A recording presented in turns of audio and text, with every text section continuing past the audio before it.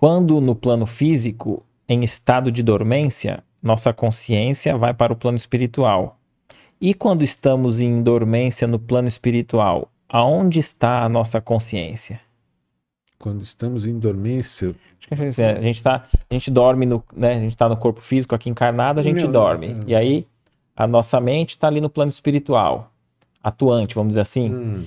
E quando a gente está no plano espiritual, nesse estado de dormência no plano espiritual, para onde a nossa consciência vai?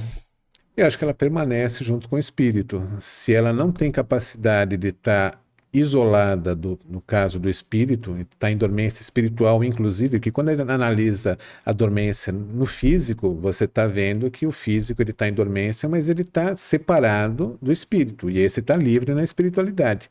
Essa dormência na espiritualidade demanda um problema que o espírito tem que ser tratado, então ele vai estar, por exemplo, isolado num, vamos chamar de hospital assim, para ser tratado daquilo. O caso dos ovoides, por exemplo, né? Que a consciência dele, no caso do ovoide, ela está limitada àquele tratamento, então ele vai ficar ali durante um determinado tempo para lentamente, desenvolvendo novamente essa liberdade de consciência e consiga seguir o plano encarnatório dele. Encarnatório não, o plano de evolução estando na espiritualidade, né? E é interessante que tem acho que é Nosso Lar, se eu não me engano, ou em algumas outras obras do André Luiz.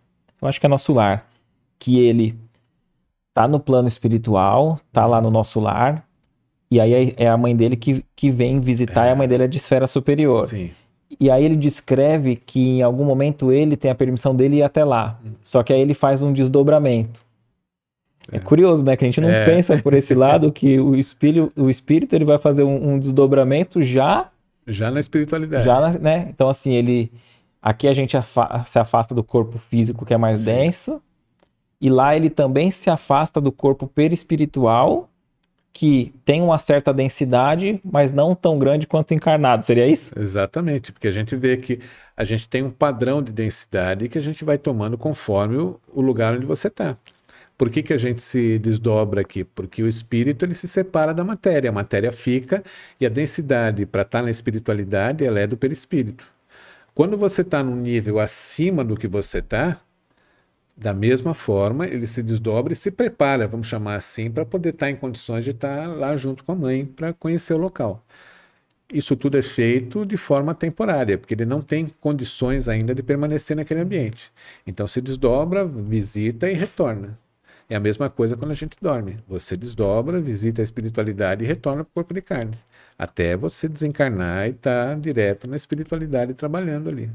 Perfeito. São os graus de desdobramento. E a gente não consegue nem imaginar aqueles que não tem nem forma espiritual, né?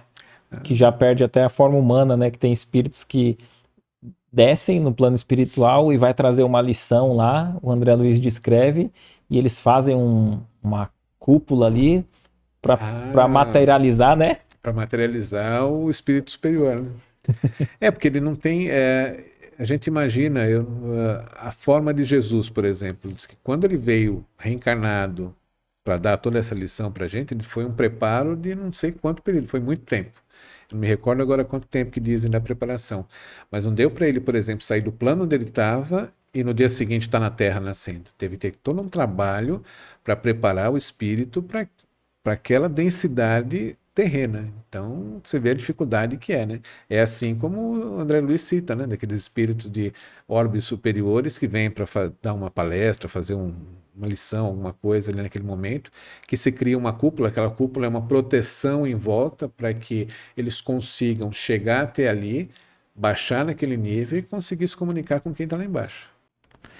O que você achou desse corte? Coloca aqui nos comentários a sua opinião sobre esse tema.